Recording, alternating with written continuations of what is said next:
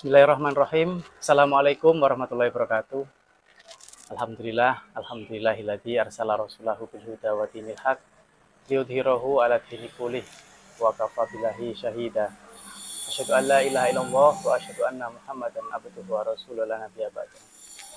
Pemirsa Tafsir Channel yang dirahmati Allah Subhanahu wa taala, marilah pada kesempatan ini kita senantiasa mengucapkan syukur kita kepada Allah Subhanahu wa taala karena sampai saat ini kita masih diberikan kesehatan serta keimanan sehingga kita bisa berjumpa dalam acara ini.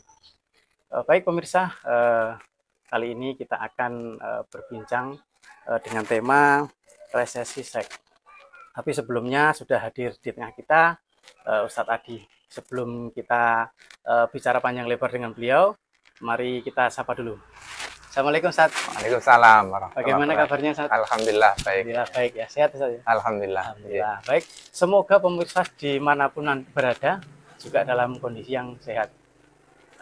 Baik, Ustaz, kita akan membahas tentang resesi seks yang kita ketahui ya bahwa di media-media, sumber-sumber media baik itu dari Cina, terus dari Indonesia, dari mana lagi, dari belahan negara-negara lain ya, itu terjadi resesi seks.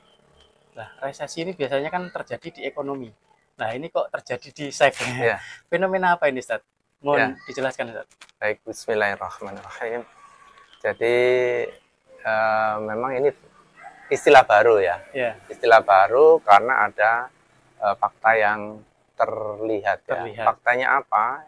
Fakta dari anak-anak muda yang itu usia menikah, tapi mereka menunda pernikahannya, atau bahkan ada yang tidak mau menikah, ya, atau menikah tapi tidak mau punya anak, ya, jadi gitu. Nah, inti dari semua itu adalah berarti terjadinya penurunan angka kelahiran, ya, bahkan minus di negara-negara tersebut, kan, gitu. Berarti itu ya? Ya, itu yang disebut resesi seks. Betul, ya. Masya Allah.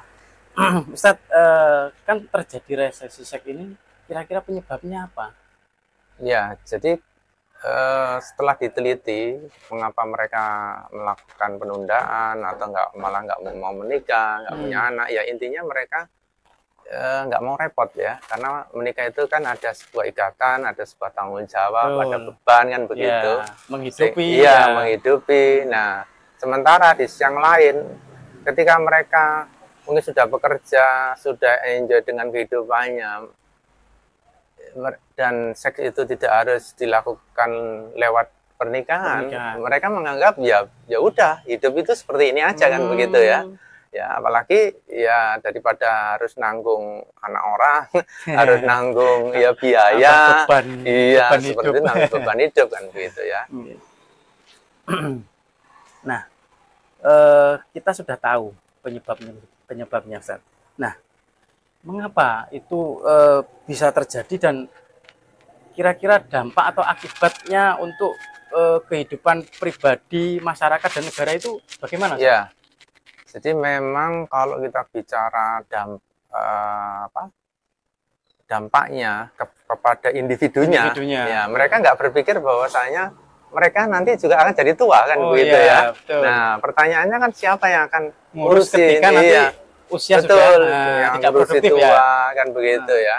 Ya, tapi satu sisi memang mereka seperti itu karena mereka tidak punya pemikiran bahwa menikah itu ibadah. Ya. Punya anak itu ibadah. Ngurusin anak itu ibadah, membesarkan dan seterusnya itu ibadah ya, sehingga mereka yakinnya berpikir ya untuk yang saat ini aja. Iya, mereka hanya berpikir bagaimana menikmati hidup yang ya selama masih mereka merasa kuat kan begitu. Iya, seperti itu. Nah, itu dampak bagi individunya. Nah, dampak bagi negara apa? Dampak bagi negara tentu saja ini karena angka kelahirannya itu rendah bahkan minus, berarti proyeksi ke depan itu angka produktif ya yang dibutuhkan oleh negara agar negara itu bisa membangun itu berkurang kan berarti. Ya itu bahaya kan gitu ya. Berarti nanti berdampak kepada aspek ekonomi. Aspek ketahanan negara kan begitu. Nah, aspek ekonomi pun tidak hanya terkait dengan orang yang bisa melakukan berproduksi, tetapi juga berarti penyerapan dari hasil produksi itu sendiri kan berkurang kan begitu. Nah, itu bahayanya bagi negara itu ya. Apalagi terkait dengan ketahanan negara kan begitu ya. Kalau orangnya semua pada tua-tua ya artinya negara itu rentan gitu untuk diserang ya.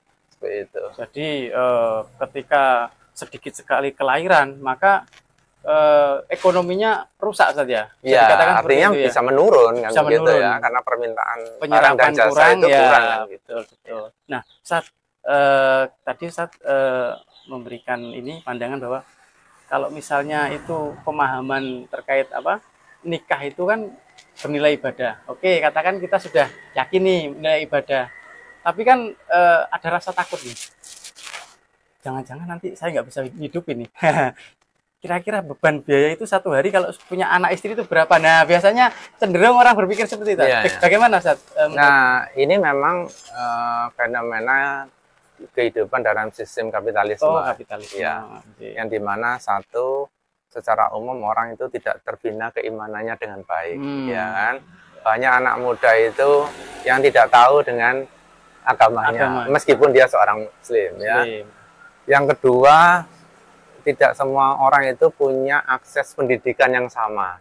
Padahal itu dibutuhkan sebagai skillnya dia, sebagai sarana dia untuk dia punya kemampuan ekonomi kan begitu. Nah, dari hal ini saja kita bisa melihat tentu saja ketika orang itu dasar keimanannya kurang, pemahamannya agama kurang, apalagi pendidikannya kurang, kemudian dia secara fenomena ataupun fakta kehidupan itu beban itu tinggi. Ya akhirnya mereka kan tidak membatasi ke sana. Nah, oleh karena itu sebagai menurut pandangan Islam ya kita sebagai seorang yang beriman harusnya memang membekali diri dengan keimanan dulu yang penting gitu ya, keyakinan bahwa rezeki itu dari Allah.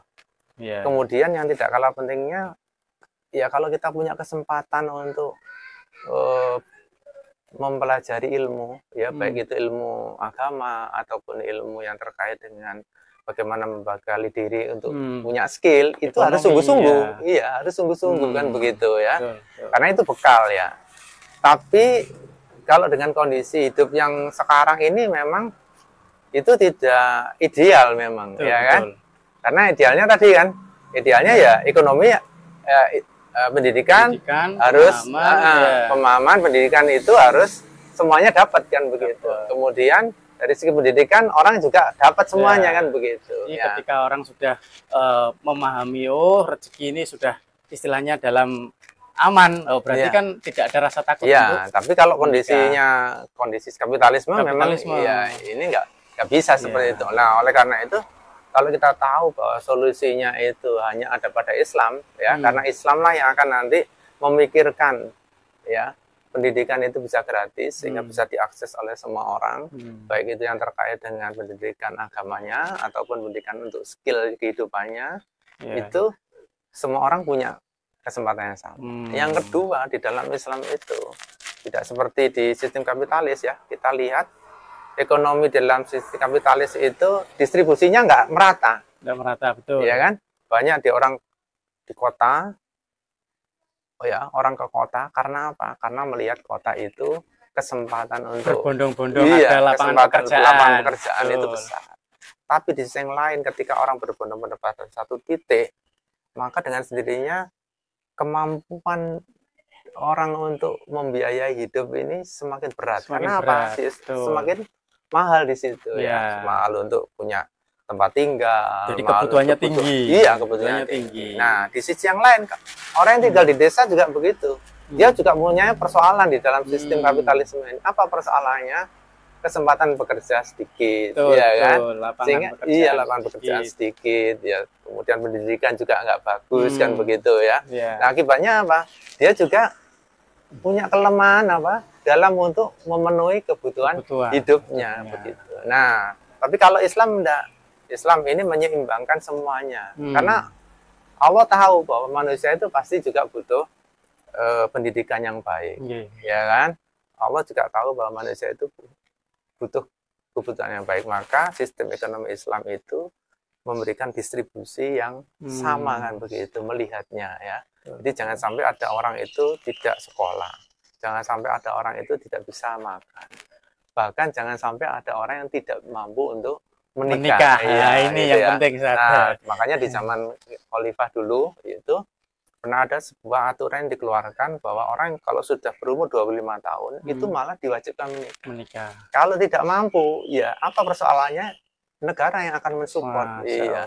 Kenapa itu terjadi? Karena Islam itu memandang fitrahnya manusia itu ya punya naluri untuk tertarik dengan lawan jenis, ya, dan itu harus disalurkan satu-satunya dengan pernikahan. Ya, Masya Allah, luar biasa. Jadi ternyata terbelalak Ustaz ya. Ternyata Islam itu sangat begitu memperhatikan mulai dari bawah sampai kebutuhan secara individu pun diperhatikan. Nah, itu makanya pentingnya ya. Ketika sekarang Islam itu belum tegak, tapi satu sisi kita tahu bahwa Islam itu solusi, ya ini tanggung jawab kita bersama. Ya, agar bagaimana memperjuangkan agar ya menyadarkan masyarakat, ya khususnya kaum muslimin bahwa Islam itu sudah memberikan solusi yang terbaik. Sudah ada solusi. Iya, betul. Nah, itu harus diperjuangkan, harus didakwakan terus. Satu saat ini tips untuk generasi muda kita bagaimana untuk menghadapi resesi semacam ini. Iya. Yang penting yang pertama yang harus dilakukan adalah kembalilah kepada Islam.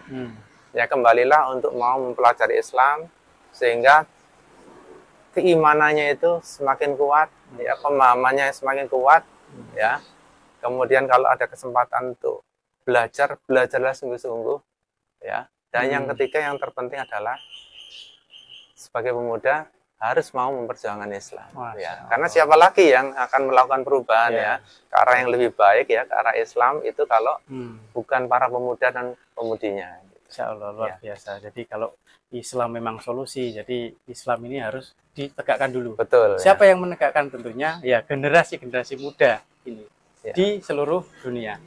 Baik, demikian tadi pemaparan materi dari Ustadz Adi. Semoga bermanfaat untuk kita semua dan bisa menjadikan semangat ya, energi positif buat kita untuk terus belajar, terus bisa mencari pemahaman Islam yang baik dan benar tentunya ya. Baik, kami mengucapkan terima kasih pada Ustadz Adi. Terima kasih Ustadz atas ini materinya sangat luar biasa.